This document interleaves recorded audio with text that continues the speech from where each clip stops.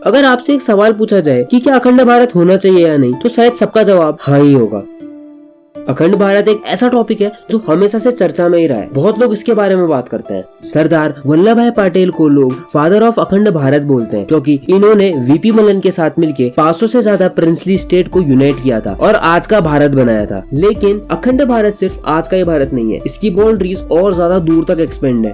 अलग अलग लोगों के हिसाब से इसकी अलग अलग बाउंड्रीज है। कुछ लोगों का मानना है अखंड भारत पाकिस्तान ऑक्यूपाइड कश्मीर और चाइना ऑक्यूपाइड कश्मीर को अगर मिला ले इंडिया में तो वो पूरा अखंड भारत होगा। वही कुछ लोगों का कहना है पाकिस्तान और अफगानिस्तान अगर इंडिया का पार्ट बन जाए तो वो पूरा अखंड भारत होगा। और वही कुछ लोगों का कहना है कि अफगानिस्तान पाकिस्तान से लेकर जो बांग्लादेश, नेपाल, भूटान, श्रीलंका और पूरा इंडोनेशिया, ये पूरा अखंड भारत का पार्ट है। सबकी इसमें अलग अलग राय है। अभी की टाइम की अगर हम बात करें तो अखंड भारत अलग अलग देश है, यानी पाकिस्तान अलग देश है, भारत अलग देश है, भूटान अलग देश है, ऐसे सब अलग अलग देश है। बट क्या होगा अगर ये सारे देश एक हो जाए? मान लेते हैं थोड़ी देर के लिए कि अखंड भारत बन गया है, तो क्या होगा? क्या हमारा देश सुपर पावर बन जाएगा या फिर कोई बहुत बड़ा कॉन्फ्लिक्ट पैदा हो जाएगा? तो यही बात जानेंगे हम अपनी आज की वीडियो में। तो वीडियो को लास्ट तक देखना और हमारे चैनल को सब्सक्राइब भी करना। पहली बात तो जैसे ही ये सारे देश यूनाइट हो जाएंगे, जीडीपी में अच्छा खासा इंक्रीमेंट देखने को मिलेगा। अफगानिस्तान, इंडिया, नेपाल, भूटान, श्रीलंका, बांग्लादेश सबको मिलाकर जीडीपी लगभग 4 ट्रिलियन पहुंच जाएगा, जिसमें इंडिया का कंट्रीब्यूशन सबसे ज्यादा होगा 3.2 ट्रिलियन के साथ। उसके बाद बांग्लादेश का 400 बिलियन यूएस डॉलर्स के साथ। और वहीं अखंड भारत दुनिया का 5वां सबसे बड़ा देश बन जाएगा, ऑस्ट्रेलिया से भी ज्यादा बड़ा, जिसका टोटल एरिया होगा 51 मिलियन किलोमीटर स्क्वायर्स का।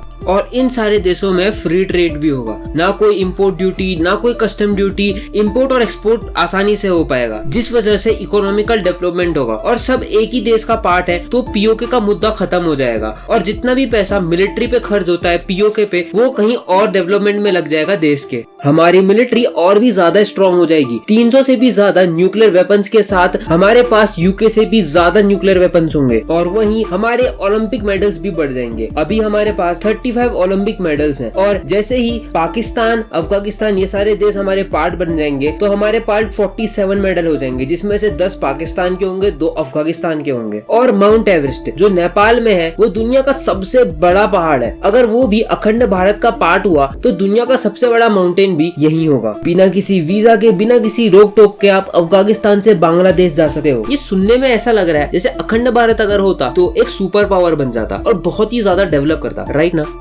बट ये सुनने में जितना ज्यादा अच्छा है उतना ही कम प्रैक्टिकल भी है। अब क्यों ये प्रैक्टिकल नहीं है, एक एक करके इन चीजों के बारे में बात करते हैं। तो स्टार्ट करने से पहले यार वीडियो को लाइक कर लेना और चैनल को सब्सक्राइब कर लेना। हम ऐसी वीडियोस को बनाते रहते हैं। अखंड भारत का मकसद सिर्फ बॉर्डर को एक्सपेंड करना ही नहीं है, बल्कि अगर वॉर करके लड़ झगड़ के हम किसी के जमीन को अगर कब्जा कर लेते हैं तो हम अखंड भारत को बनाने में असफल रहेंगे और लोगों के मन में हमारी एक नेगेटिव इमेज बन जाएगी। अगर सही में हमको अखंड भारत बनाना है तो और देशों की मेजोरिटी को हमारा साथ देना होगा। बिना किसी फोर्स के बातचीत करके हमें इस मुद्दे को सबके सामने रखना पड़ेगा। बट ये इतना भी आसान नहीं है गाइस। आप खुद ही बताओ, क्या पाकिस्तानी कभी भारत का हिस्सा बनना चाहेंगे, जिनको बचपन से हमारे देश के बारे में कुछ भी उल्टा फुल्टा गलत बताया जाता है? और हमारे देश के लोगों के अंदर भी डिस्क्रिमिनेशन की फीलिंग्स आ सकती हैं। जैसे कोई भी बंदा अगर कराची से होगा because of a unforgettable past, क्या सही में हम उनको अपना दर्जा दे पाएंगे? क्या उनको हम as an Indian citizen accept कर पाएंगे?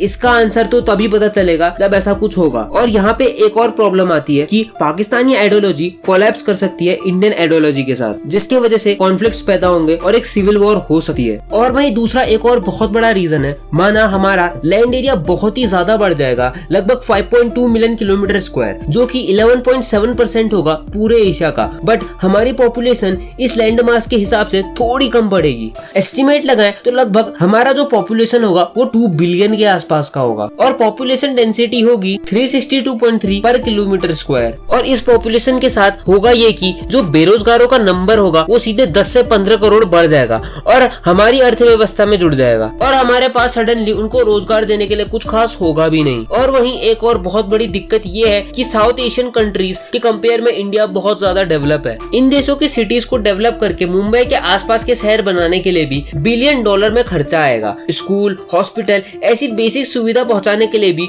बहुत ज्यादा टाइम लग जाएगा। इंडिया की ही बात करें तो आज के समय में ही कोने कोने तक रोड पहुंच पाई है और बिजली जैसी बेसिक सुविधाएं पहुंच पाई हैं। और अभी भी ऐसी बहुत सी जगह हैं जहाँ पे ऐसी बेसिक सी फैसिलिटीज अवेलेबल नहीं है इंडिया के अंदर ही, और ये प्रॉब्लम बहुत ज्यादा है पाकिस्तान, अफगानिस्तान जैसे देशों में। ऐसी बेसिक फैसिलिटीज भी वहाँ हर जगह तक नहीं है। अब आप यहाँ पे बोल सकते हो कि इनके जुड़ जाने से इकोनॉमी भी तो बढ़ रही है, बट 4 बिलियन में से 3.2 बिलियन यूएस डॉलर तो खुद इंडिया के ही है। तो सिर्फ 800 मिलियन यूएस डॉलर, वो भी इतने बड़े लैंड मास के हिसाब से, बहुत ही ज्यादा कम पड़ेंगे। और अभी की बात करें तो पाकिस्तान में इतनी ज्यादा महंगाई है कि एक सिलेंडर का रेट 12,000 पहुंच चुका है। श्रीलंका इकोनॉमिकल क्राइसिस से गूंज रहा है और अफगानिस्तान में तालिबान है। तो इन सब को स्टेबल करने में बहुत से डिकेड्स लग जाएंगे। वहीं अगली एक बहुत बड़ी प्रॉब्लम है टेररिस्ट। अभी भारत में फिलहाल टेररिस्ट की समस्या बहुत दूर है, बट जब पाकिस्तान, अफगानिस्तान जैसे देश इंडिया से जुड़ेंगे तो आतंकवाद बहुत ही ज्यादा इंडिया के अंदर बढ़ जाएगा। इन टेररिस्ट ऑर्गेनाइजेशन इंडिया में ही होंगी और क्या पता हमें हमले भी देखने को मिले। और वहीं हर देश की खुद की भी प्रॉब्लम्स होती हैं, वो भी हमारे ही ऊपर आ जाएंगी। तो अखंड भारत में मेरा ओपिनियन ये है कि अभी शायद हम लोगों को इस चीज में ज्यादा एक्शन लेने की जरूरत नहीं है, बल्कि पहले अभी का जो इंडिया है उसको और ज्यादा डेवलप करना है और इकोनॉमी को और ज्यादा बढ़ाना है। अभी हमारा मेन फोकस आत्मनिर्भर बनने में होना चाहिए और अखंड भारत से पहले पीओके को फिर से अपने अंडर लेना होगा, जो कि ऑफिशियली हमारा ही है। और कभी फ्यूचर में अखंड भारत के बारे में सोचना चाहिए। मैं खुद अखंड भारत को सपोर्ट करता हूँ, पर प्रैक्टिकली सोचे तो अभी ऐसा करना सही नहीं होगा। देखो, ऐसा नहीं है कि रीयूनाइट का कॉन्सेप्ट सिर्फ यहीं पे लग रहा है। अगर 2 जर्मनी रीयूनाइट हो सकते हैं, 2 वियतनाम रीयूनाइट हो सकते हैं, तो अखंड भारत भी जरूर बनाया जा सकता है। तो यार इस वीडियो को यहीं पे एंड करते हैं। वीडियो अच्छा लगा तो वीडियो को लाइक करना, चैनल को सब्सक्राइब